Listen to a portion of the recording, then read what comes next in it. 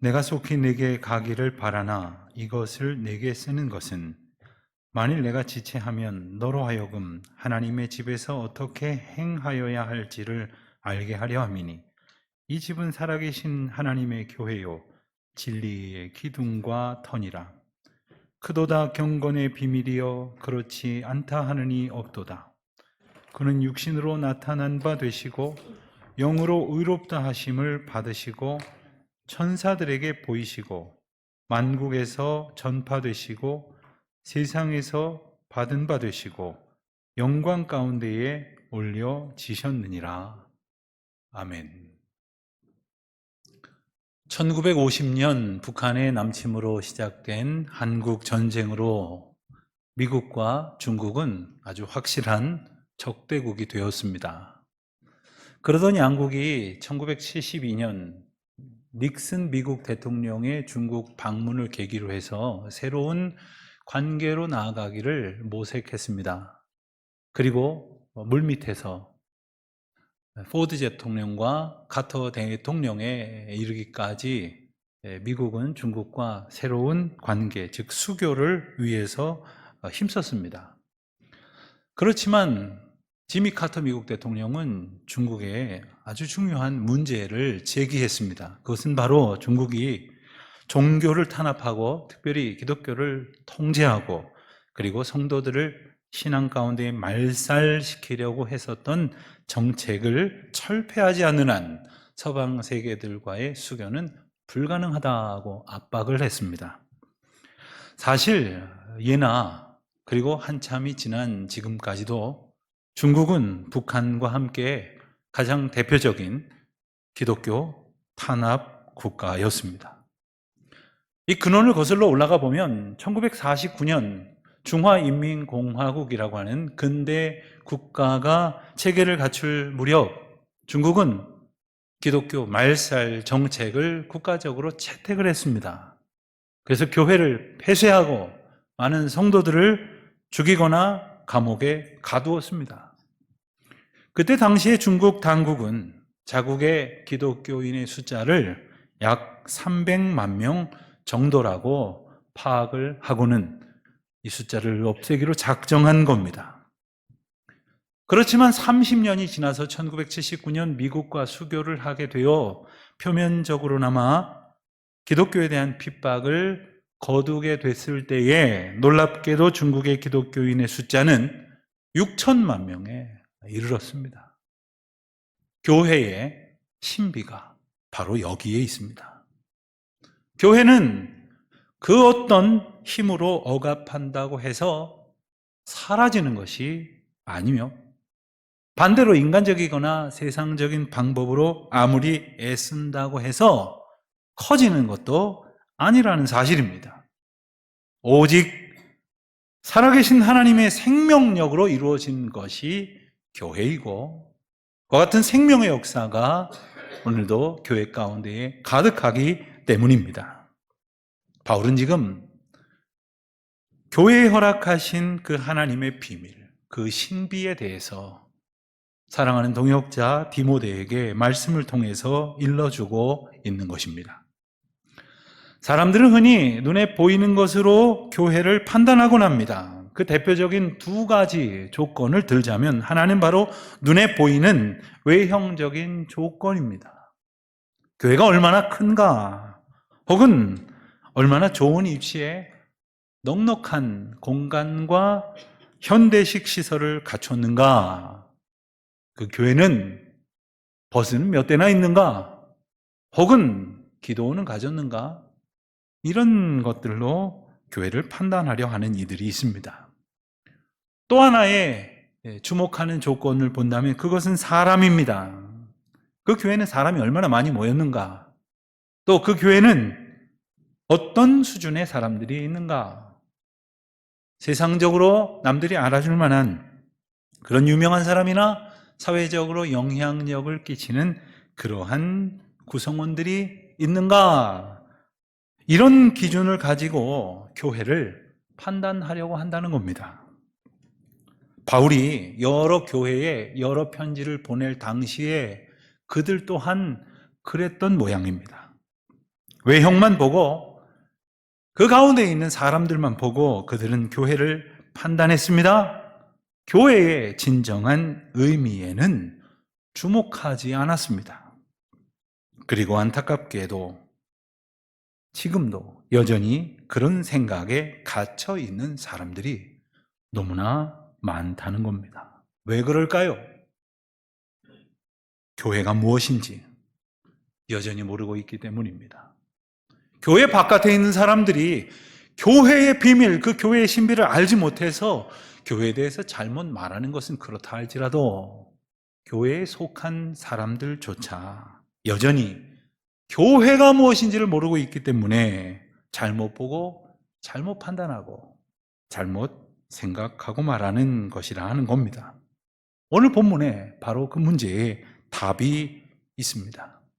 15절 말씀을 보면 바울이 디모데에게 하나님의 집에서 어떻게 행하여야 할지를 알게 하려고 이 편지를 썼다고 말하고 있지 않습니까?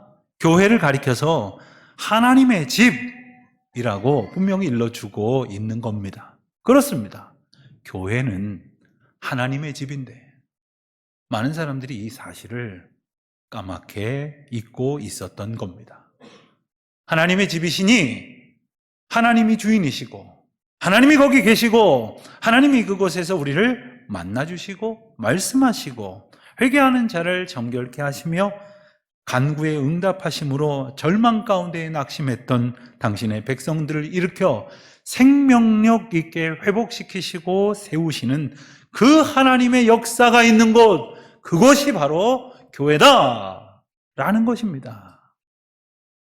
오늘 본문이 포함된 디모데 전서는 바울이 디모데에게 보낸 편지입니다. 바울은 여러 교회에 편지하기도 했지만 특별히 디모데에게 편지를 하면서 교회의 지도자인 디모데가 어떻게 하면 교회를 잘 이끌 수 있을지, 하나님의 집인 교회에서 어떻게 행하여야 할지를 일러주고 있는 것입니다. 바울은 여러 교회를 전도하고 또 설립을 했는데 그 가운데에서 가장 많은 시간을 보낸 곳이 있다면 그곳이 바로 에베소 교회입니다.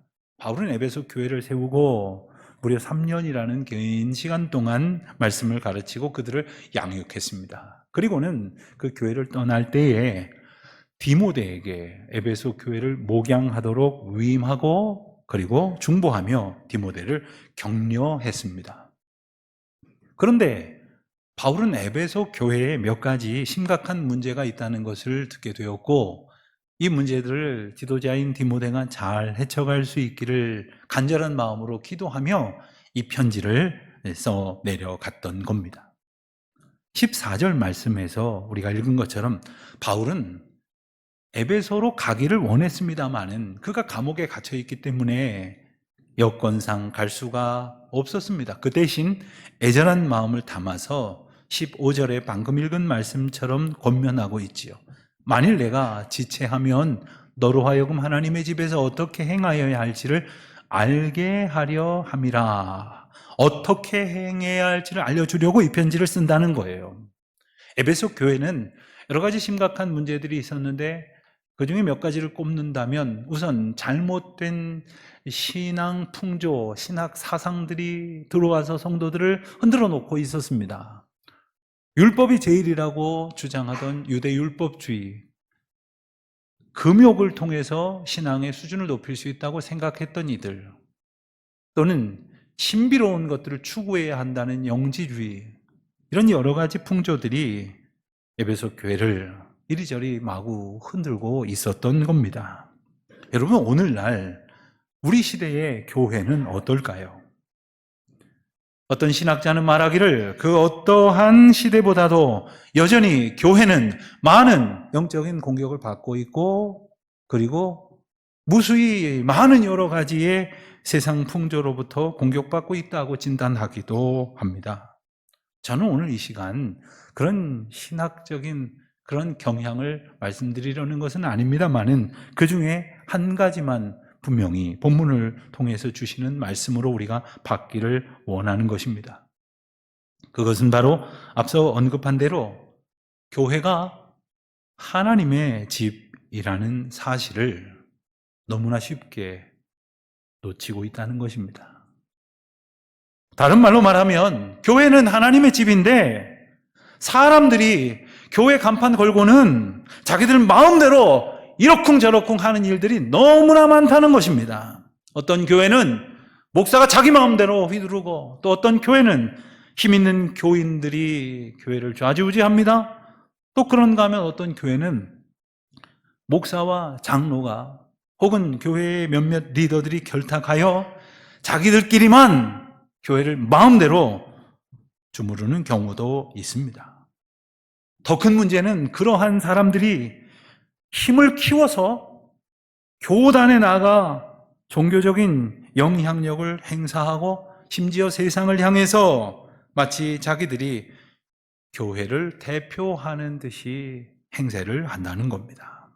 이렇게 되고 나면 교회는 더 이상 아무런 소망을 볼 수 없게 될 것이고 더 이상 하나님의 집이라고 이름 붙일 수 없을 것입니다.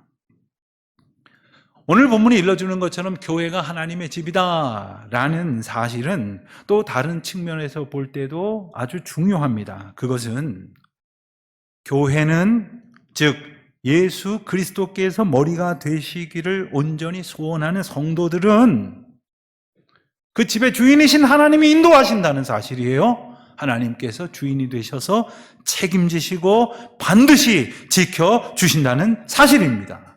아멘입니까? 때로는 교회가 걱정이 되세요? 한국 교회가, 세계 교회가, 그리스도의 교회가 염려가 되십니까?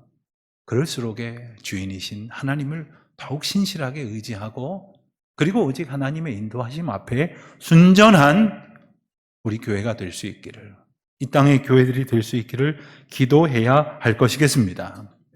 주님이 교회의 주인이시라는 말씀은 당신들이 주인 아니니까 함부로 행세하지 마십시오, 이런 경고의 메시지가 아니라 우리 주님만이 우리 교회 공동체의 진정한 보호자가 되시고 인도자가 되심을 고백함으로써 더욱 주님만을 의지하게 된다는 은혜입니다.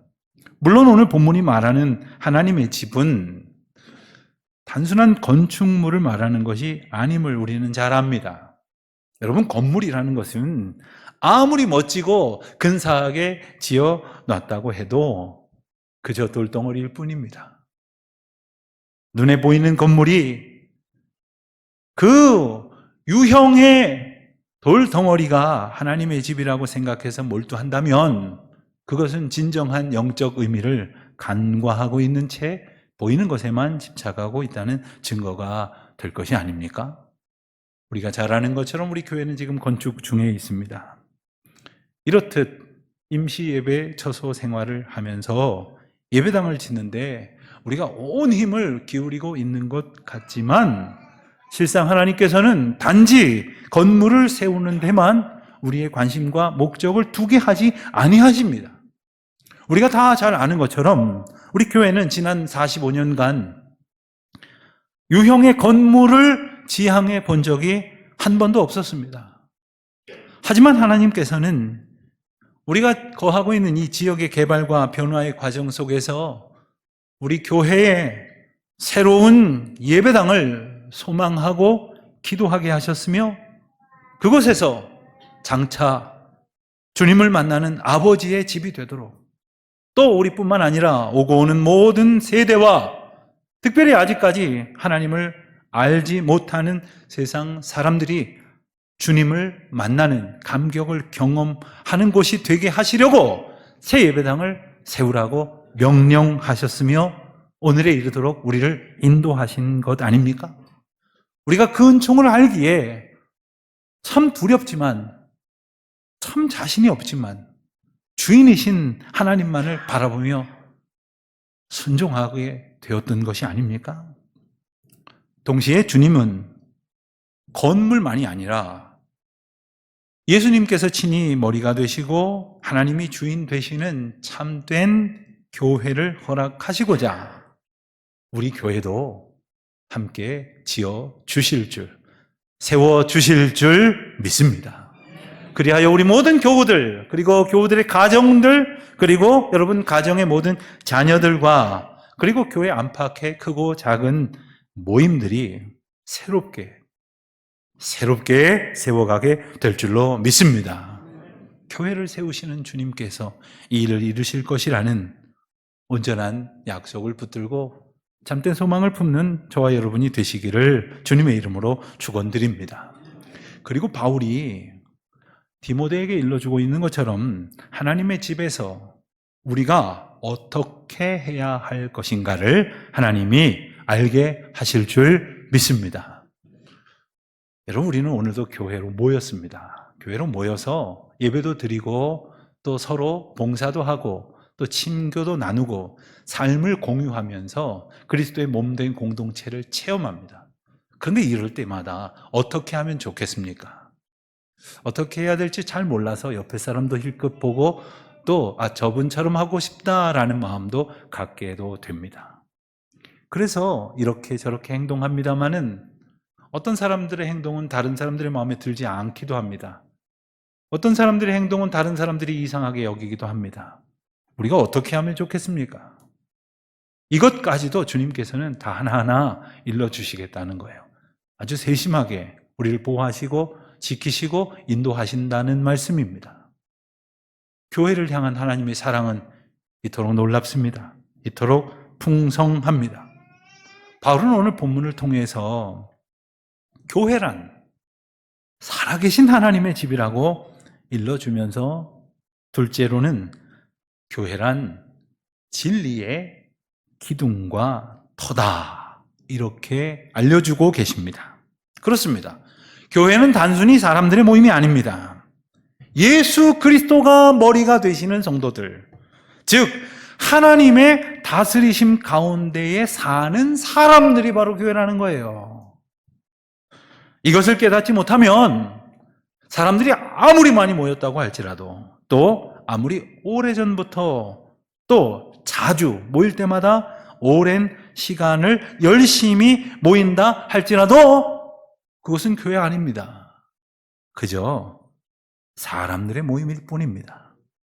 오직 진리가 기둥이 되어야 하고 그리고 진리로 터를 삼아야 합니다. 그것이 교회입니다.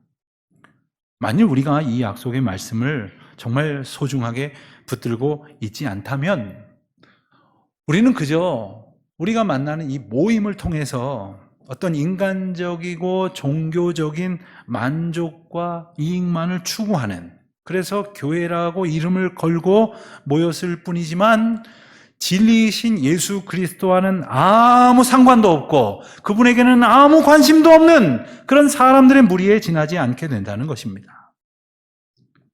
교회가 어떤 곳이고 교회가 어떠해야 하는지를 일러주시는 이 성경의 많은 말씀들 속에서 하나님께서는 교회는 무조건 점점 커져야 한다거나 교회는 그 세상의 어떤 집단보다도 월등하고 우월하게 발전해야 한다는 그런 식의 지침을 주시지 않습니다.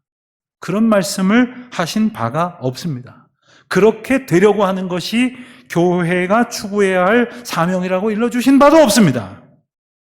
다만 교회는 아버지의 집이다. 예수 그리스도로 기둥 삼고 예수 그리스도로 터전을 삼아야 한다는 이 엄중한 사실만을 다시금 우리에게 일깨워 주시고 선포하신다는 사실입니다. 안타깝게도 디모데가 이끌고 있는 에베소 교회는 오늘 주신 이 말씀, 이 교회의 특별한 의미에 별 관심이 없었습니다.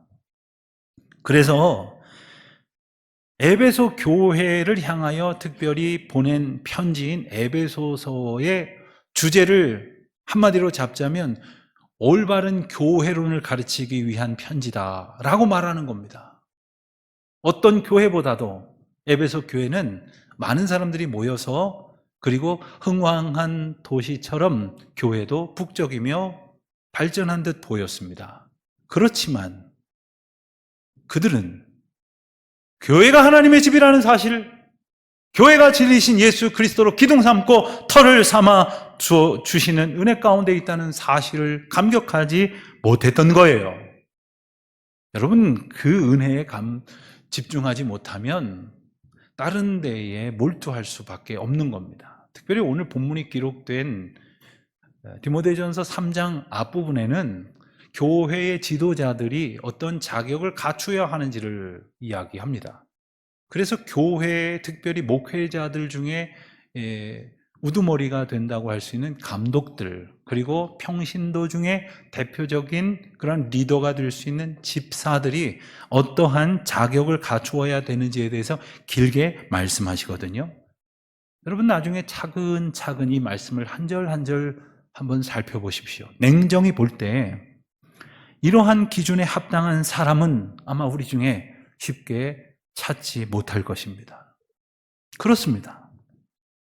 우리가 이 시간에도 교회로 모여 아주 대부분 참으로 귀한 직분으로 서로를 부르고 불리우지만 실상은 오늘 말씀에 비추어 볼 때 우리는 그럴 만한 자격을 갖춘 것이 아닙니다. 예수 그리스도로 옷 입을 때 우리를 가리워 주시고 우리를 깨끗게 하시는 하나님의 은혜 가운데에 거할 때 주님은 부족한 우리를 통해서 하나님의 일을 행하시고, 그리고 우리는 무너질 수밖에 없지만 우리 안에 거하심으로 우리가 기둥처럼 우뚝 서서 죄의 일을 감당할 수 있게 하셨다는 것입니다. 그렇게 주님은 일을 해 가시고 교회의 사명을 성취해 가고 계시는 것입니다. 어디 에베소 교회만 그랬겠습니까? 예나 지금이나 사람들은 교회를 논하면서 그저 옛날 타령만 하고 자기 주장만 늘어놓으면서 서로 높아지려고 다투고 있습니다. 그래서 주님은 오늘 본문을 통해서 이 교회에 관한 하나님의 선포를 모든 교회와 성도들에게 새기게 하시는 것입니다. 교회에 드러나야 할 것은 바로, 교회를 통해서 선포되어져야 할 것은 바로 저 여러분이 아니라는 거예요. 건물이나 어떤 유형에 자랑할 만한 것들이 아니라는 거예요. 오직 한 분, 예수 그리스도, 그분만이 교회의 자랑이요 기쁨이요 또한 교회의 기둥이요 터가 되어야 함을 오늘 본문을 통해서 우리에게 확실히 깨닫게 하시는 것입니다. 물론 우리는 종종 교회에서 아주 귀한 일을 잘 감당하는 분들을 가리켜서 우리 교회의 기둥 같은 존재입니다 라고 칭찬을 하기도 합니다. 그럴 때에 말하는 것도 실상은 마찬가지입니다. 교회와 성도들을 섬기는 우리 저마다의 헌신은 엄밀히 들여다보면 우리 힘으로 하는 게 아니에요. 사실 우리 힘으로 한다고 하면 몇 날이 못 가서 불평이 나오고 또 몇 날이 못 가서 실망할 수밖에 없습니다. 여러분 봉사해 보신 분은 아실 거예요. 난 열심히 했는데 누가 뒤에서 이러쿵저러쿵 말하기도 하고, 참 성실히 헌신을 했더니 너무 나댄다고 뭐라 그러고, 그래서 조금 뒤로 빼고 있으면 혼자 이기적으로 자기 생활에 얽매인다고 말하고, 참 힘든 노릇입니다. 그렇게 연약한 우리들을 하나님께서는 어떻게 사용하시느냐? 주님이 우리 가운데 들어오셔요. 예수 그리스도께서 우리 가운데 거하심으로 우리는 그저 주저앉을 수밖에 없는 존재지만 굳건히 설 수 있게 되어지는 거예요. 굴곡 많은 인생이지만 넓고 평탄하고 그리고 든든한 하나님의 역사가 일어나는 터전이 되게 하신다는 것입니다. 이 은혜를 사모하십시오. 이 은총을 약속으로 주신 말씀을 기억하십시오. 그래서 많은 사람들이 교회 안에서 여러 가지 일을 감당하는 것 같지만, 또 때로는 내가 헌신하겠다고 다짐하는 것 같지만, 진리이신 예수 그리스도께서 우리 가운데 거하심으로 저와 여러분의 인생 가운데, 그리고 우리 교회 공동체 가운데 기둥이 되어 주실 때에 놀라운 교회를 향한 하나님의 역사가 선포될 줄로 믿습니다. 바울은 이것을 감격 가운데 노래하기를 크도다 경건의 비밀이여, 감탄을 하면서 찬송을 부르고 있는 겁니다. 여러분, 바울이 발견하여 크다고 노래하고 있는 이 경건의 비밀은 바로 무엇을 말하는 것일까요? 바로 그를 온전한 깨달음으로 인도하신 예수 그리스도, 그 무엇보다, 그 누구보다 위대하신 분, 그래서 우리가 그분에 대해서 아는 것이 바로 경건의 비밀을 아는 것입니다. 그리고 그 감격 가운데 모인 사람들이 바로 교회이고 그들이 하나님을 온전히 찬송할 수 있게 되어지는 것입니다. 저는 교회 창립주의를 맞으면서 특별히 예배당 건축 과정 속에서 그리고 새로운 예배 처소로의 이전을 이제 어느 정도 이제 마무리한 이 시점에서 참 하나님의 은혜가 너무나 크고 놀랍다는 것을 고백하지 않을 수 없습니다. 그리고 많은 성도님들이 그 가운데 애쓰신 것을 인하여 참 감사하다고 한 분 한 분 손 붙들어 주고 싶은 심정입니다. 그러면서도 더욱 제 마음의 기쁨을 주님께서 주시는 것은 우리 교회와 아무 상관없는 여러분들을 통해서 하나님이 우리 교회를 세워 가시고 도우시는 것을 알게 하신 것 때문이기도 합니다. 우리 교회 안에서도 또 우리 교회와 상관없는 어떤 분 중에도 건축 헌금을 보내신 분들이 많이 계신데 그 중에 어떤 분은 아무에게도 이름을 말하지 말라는 거예요. 물론 저는 만났으니 그분이 누군지를 알죠. 절대로 아무에게도 말하지 말라는 거예요. 주님만이 아시면 됩니다. 그리스도께서만 드러나시면 됩니다. 여러분, 아무나 이런 말을 할 수 있는 것이 아니에요. 하나님께서 우리의 삶의 주인이시고 교회의 주인이시라는 사실을, 그리고 우리를 굳건히 지켜주시는 기둥이 되시고 우리를 터 위에 온전히 세워주셨다는 이 믿음의 고백이 없이는 결코 이런 소망을 품을 수가 없는 것입니다.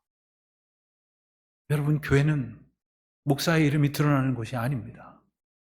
교회는 어떤 조금 더 수고한 사람들의 이름이 드높여지는 것이 아닙니다. 오직 예수 그리스도의 이름이 높여지는 것, 오직 예수 그리스도만 영광을 받으시는 것, 오직 예수 그리스도만 역사하시는 것이 바로 교회입니다. 오늘 다시금 주님께서는 우리를 그 하나님의 집으로 인도하셨습니다.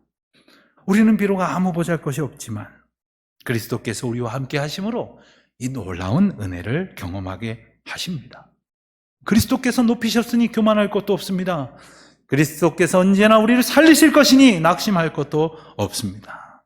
그분만이 변함없는 진리이시고 흔들리지 아니하는 생명의 터전이시기 때문입니다. 그 진리의 터 위에 굳건히 이루어 가실 주님의 놀라운 역사를 소망하며 우리도 순종하는 주의 자녀들 되시길 주님의 이름으로 축원드립니다. 기도하겠습니다.